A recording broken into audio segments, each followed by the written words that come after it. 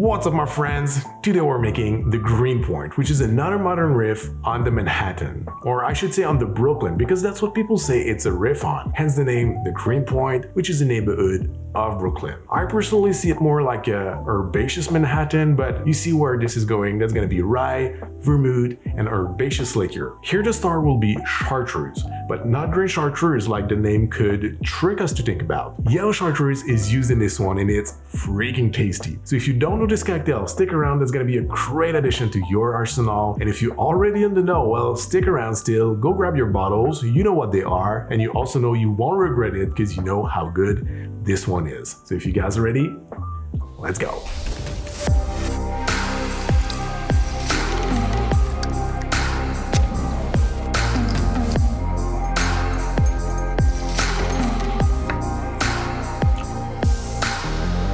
Alright, so the GreenPoint is another modern classic created by the legendary team at the Milk and Honey. And this one is from Michael McElroy, and he created it in 2006. There's not a lot to say really about the history of this drink. I couldn't find anything interesting, but I personally have a thought. I have an assumption about the creation of the cocktail. For some reason, I am pretty sure that when he decided to create a drink called the GreenPoint, a riff on the Brooklyn, he reached out for the green chartreuse bottle. I'm pretty sure about this. Then he probably realized that this was not really suited for the drink, so he tried it with yellow chartreuse instead, and then he liked it, everybody liked it, but because there's no yellow point in Brooklyn, he decided to stick with the GreenPoint name and the recipe.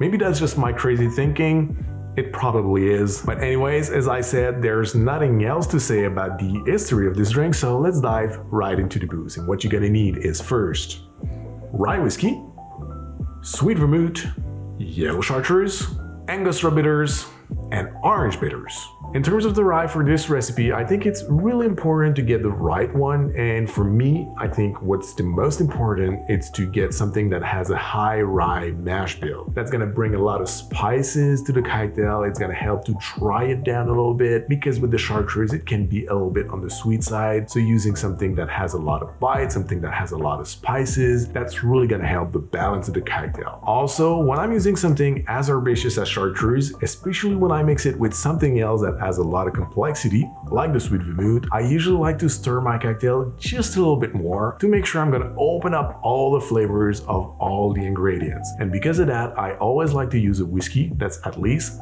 100 proof. Now for the sweet vermouth, the choice of it will also, in my opinion, make a big difference in this cocktail. I personally prefer bolder sweet vermouth for this drink. Like this one, the Coca di Torino, has beautiful cola and chocolate notes. I think it pairs beautifully with the chartreuse and the whiskey. Obviously, you can always use whatever you have at home in terms of sweet vermouth and whiskey. That's always gonna yield something interesting. But if you wanna go the extra mile, if you wanna make sure to make the best GreenPoint you can possibly make, this is my little advice to you.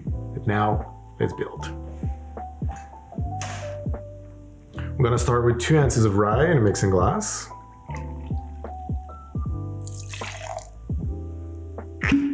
Half an ounce of our sweet vermouth. Also half an ounce of this time yellow chartreuse, and today I'm using my own homemade yellow chartreuse recipe. I've already covered that on the channel. I'm gonna link the video up here. I also made a video for the green chartreuse. Both of them are, in my opinion, pretty damn good. They're not the same as the original stuff. Obviously, that's impossible to make, especially at home, but they're really good and they're pretty damn close enough to use in a cocktail, no problem. So if that's interesting to you, link's gonna be up here. So half an ounce of that. Then we're gonna add 1 dash of Angosrura bitters. When using a small dasher bottle like this, always double up the amount, so 2 dashes. And the same with orange bitters. Now we're gonna add ice and stir. As I said, a little bit longer than usual. I usually say about 60 revolutions or 30 seconds, so we're just gonna go a little bit above that line.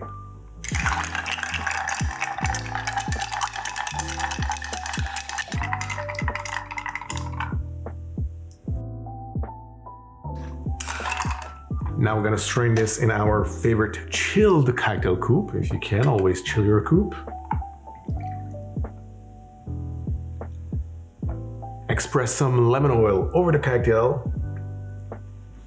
Make the zest pretty and garnish the drink with the zest. And there have it, the GreenPoint.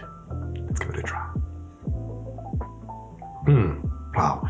That's a fantastic cocktail. Really, it's super complex. There's a lot going on. It's really tasty. The lemon zest really helps to brighten up this drink because that's quite stiff and heavy. For me, the star of the show is the rye whiskey. You get first on the palate, the wood notes from the whiskey. You get the spiciness from the whiskey, and you also get the heat from the booze. And it's really well balanced and mellowed after on the back palate by the sweetness of the liqueur, the chartreuse, and the sweet vermouth. The complexity of the herbaceousness of both second ingredients are really well pairing together. For me, the Coque di Torino is a must in this drink rather than other sweet vermouth that are bolder, like Carpano, for example, that has really a lot of cherry flavors to me. Here we get more cola and chocolate notes, which I believe is a natural pairing with Yellow Chartreuse. I really love that. Totally up to you though, but for me, this is the perfect match. And then the dryness of the Angostura, the light notes from the orange bitters, really everything works perfectly together. It is a wonderful cocktail. I love it, and I hope you're gonna love it too.